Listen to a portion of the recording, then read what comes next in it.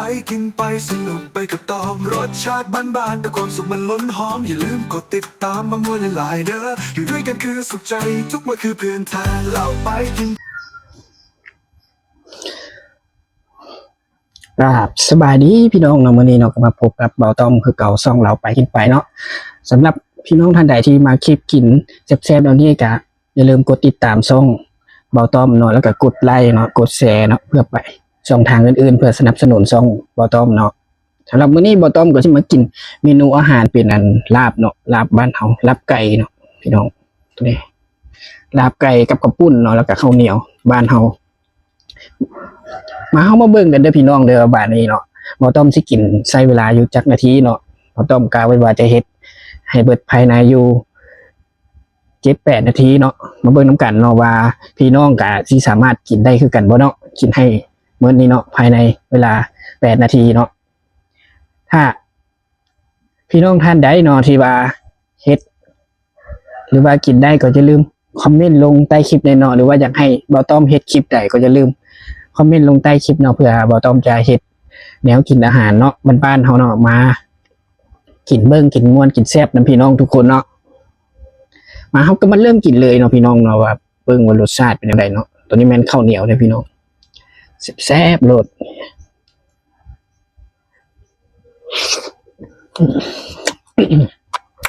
สุดยอดจับอันนี้ก็แม่นอันมันสิเนาะจำเลยพี่น้องเป็นรสชาติจะเป็นอะไรเนาะเวลาเขากินเข้าไปจะนุ่มเนาะซึ้งเนาะซึ้งกันนุ่มอ่ะคนนี้รสชาติแบบซึ้งเนาะอันนี้มันหอมลาบเลยพี่น้องหอมลาบกับเนี่ยนะ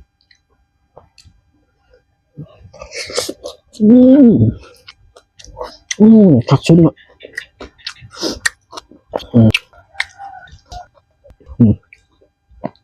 เติมจุดมือไปได้เลยเนาะพี่น้องไอ้หูไม่หูนะพี่น้องขออนุญาตเนาะ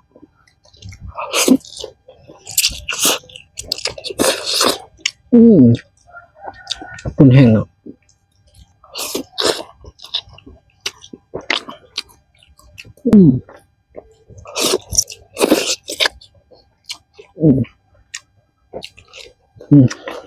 หักสุดเนาะข้าวเหนียวจำคุยเลยเนาะพี่น้องตอนเนาะลาบเนี่ย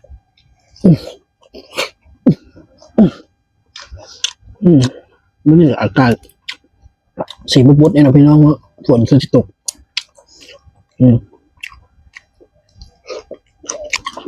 ตอนนี้ก็ผ่านไป3 ประเทศนะพี่น้องเขาเบิ่งกันเนาะเหลือเวลา5 นาทีว่าต้อมจะกินเบิร์ดป่ะภายใน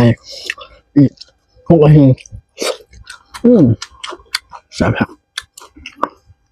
สุดยอดเลยพี่น้อง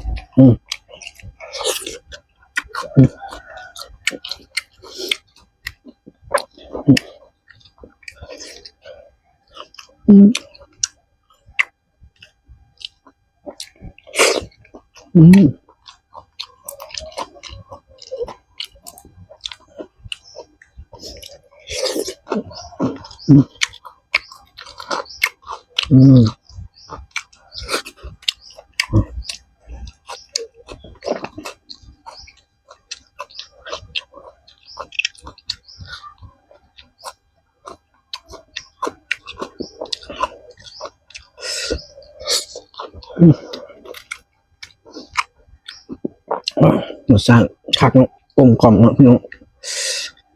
กับข้าวเหนียวบ้านเฮาพอดีคักสุดเลยพี่น้องไป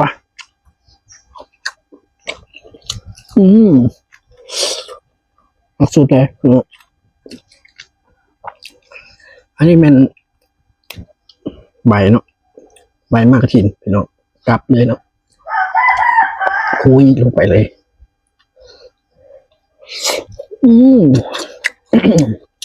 สภาพ อากาศเริ่มสีเย็นแล้วเนาะน้ำหนาวเนาะก็อย่าลืมเนาะแจมเครื่องกันนอกกันหนาวไว้เนาะพี่น้องเนาะยามหนาวละจังบ่เจ็บบ่เป็นเนาะเบิ่งเพชรพี่น้อง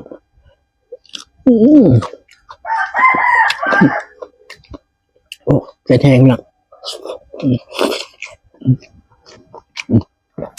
ข้างนอกกินกระปุ้นเนาะ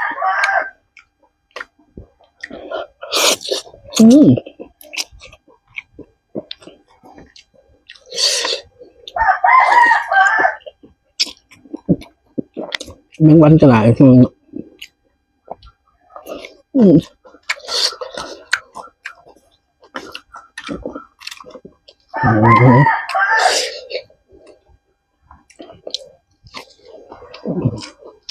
โอ้โหเขาข้าวเหนียวบ้านเขาแซ่บปุ๊บลาบสูตรลาวสำหรับพี่น้องท่านใดที่มาคลิปนี้ก็อย่าลืมกดแชร์ให้เบาตอมเนาะแล้วก็กดไลค์เนาะกดติดตามแล้วคอมเมนต์เป็นกำลังใจให้กันเนาะ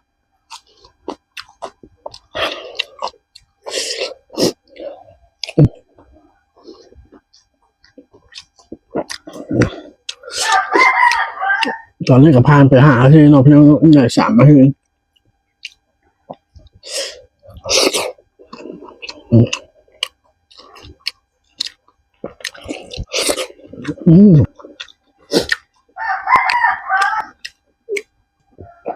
เบิดบนอ่ะ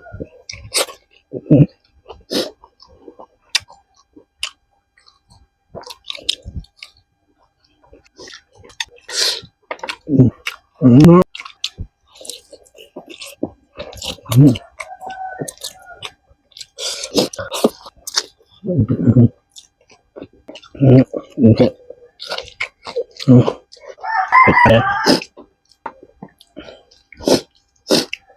เขาเหนียวจ้ำไปอีก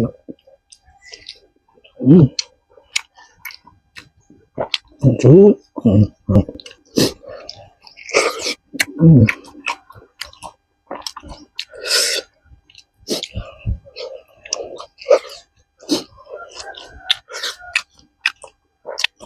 รสชาติละมุนเนาะพี่น้องมากินเข้าไปรู้สึกแบบมีรสออกเผ็ดแน่ผสมผสานกันทั้งดีแล้ว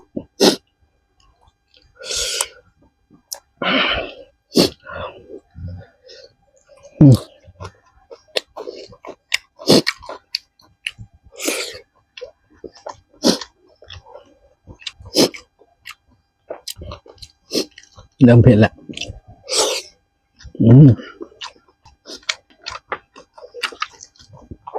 เนาะ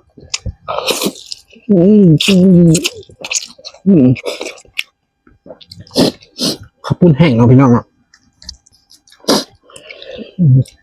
แซ่บสุดเนาะพี่น้องเนาะข้าวปุ้นแห้งเนาะข้าวปุ้นแห้งเนาะพี่น้องเนาะแรกมากกลับไปซื้อมาไว้เนี่ยเนาะเป็นแก๊สเป็นเปล่าอย่างก็ว่าแล้วแต่แล้ว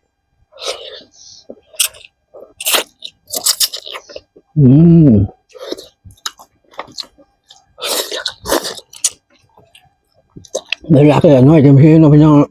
เดี๋ยวนี้เหลือ2 นาทีจะกินเบิร์ดได้บ่เนาะเอาเบิร์ดกันเถอะเริ่มทำไปแล้ว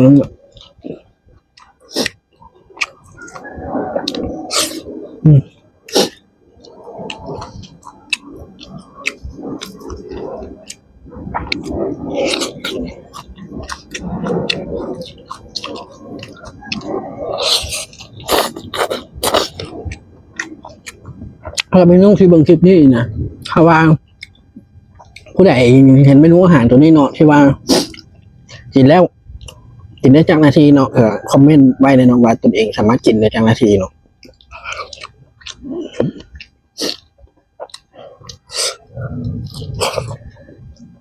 ที่สำคัญ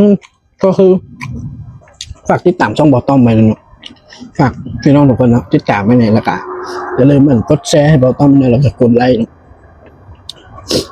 สำหรับพี่น้องฟังไทยก็อย่าลืมเนาะถ้ามักคลิปนี้ก็อย่าลืม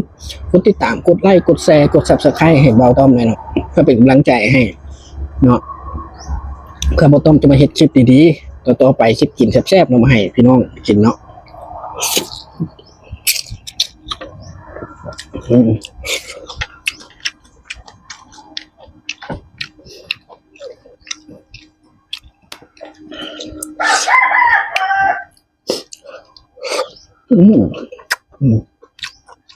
ครับ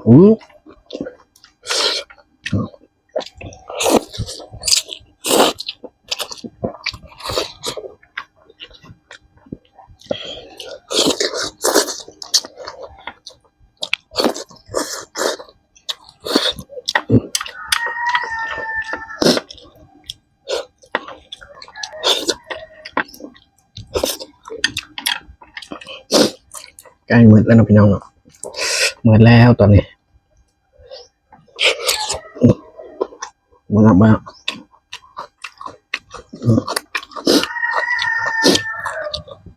หมดแล้วเนาะพี่น้องเนาะ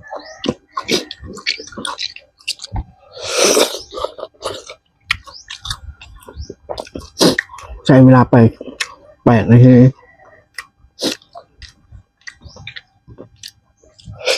ตอนนี้ก็คือน้องก็พี่น้องทานได้เนาะว่าสามารถกินได้ไว้คนอื่นก็อย่าลืมคอมเมนต์เนาะแล้วก็อย่าลืมฝากแชร์ฝากกดติดตามให้ช่องเบาต้อมเลยเนาะเพื่อเป็นกำลังใจในการเฮ็ดคลิปกินแซ่บๆแบบนี้เนาะคลิปต่อไปเนาะ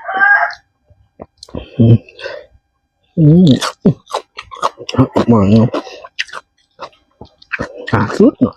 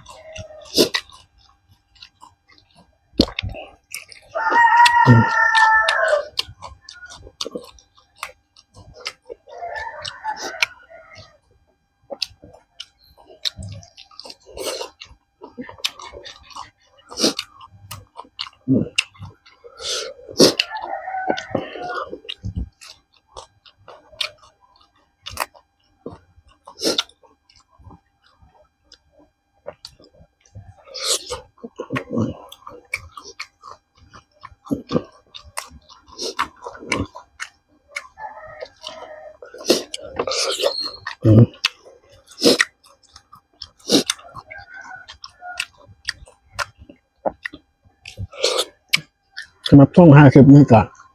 เราต้อมก็ต้องขอบใจเนาะพี่น้องที่เบิ่งกันคลิปเราต้อมจบเนาะครับขอบใจพี่น้องที่ติดตามรับชมคลิปเราต้อมจนฮอดนาทีสุดท้ายเนาะ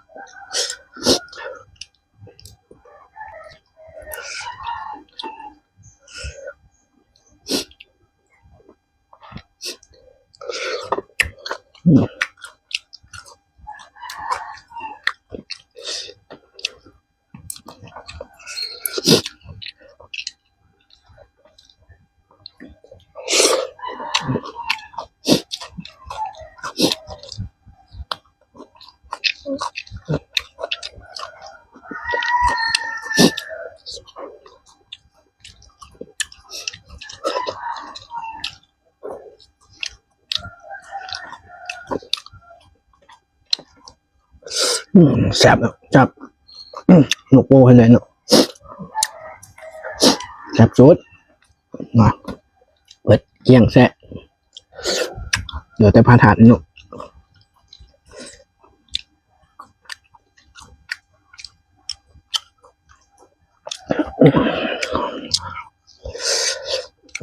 ครับขอบใจพี่น้องที่เบิ่งจนจบคลิปเนาะจะเดิมกดติดตามแล้วเนาะกดแชร์เนาะเพื่อเป็นกำลังใจให้บอต้อมมาแล้วกันอย่าลืมคอมเมนต์เนาะว่าอยากให้บอต้อมเฮ็ดคลิปเกี่ยวกับการกินอย่างเนาะกินส้มบอกเลยว่ากินตำกินอย่างเนาะที่ว่าท่านผู้ชมเนาะทุกท่านเนาะที่สนใจเนาะพี่น้องฝั่งลาวฝั่งไทยกับฝั่งต่างประเทศเนาะสนใจก็คอมเมนต์มาได้เลยบอต้อมจะได้เฮ็ดคลิปที่พี่น้องมักเนาะออกมาหลายๆเนาะพี่น้องเนาะขอบใจ สำหรับคลิปนี้ก็จะขอลาไปก่อนเนาะพี่น้องเนาะพบกันใหม่ในคลิปต่อไป